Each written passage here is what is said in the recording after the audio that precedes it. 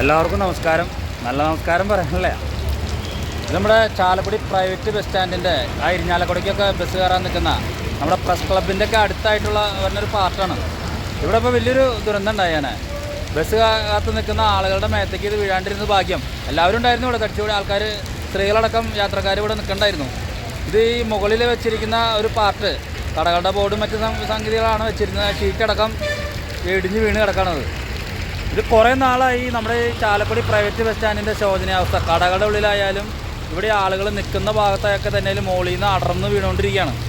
ഇത് പലപ്പോഴും ബസ്സുകാരും ബസ് ഓണേഴ്സും തൊഴിലാളികളും എന്നും പറയുന്ന സംഭവമാണിത്. കാരണം ഈ ബസ്സിൻ്റെ മുകളിലേക്കൊക്കെ വീഴാം. ഇപ്പോഴും അടർന്നാണ് നിൽക്കുന്നത്. ഇതൊക്കെ ബസ്സിൻ്റെ മുകളിലേക്ക് വീഴാം, താഴെ കൂടെ പോകുന്ന ആളുകളുടെ മേത്തേക്ക് വീഴാം.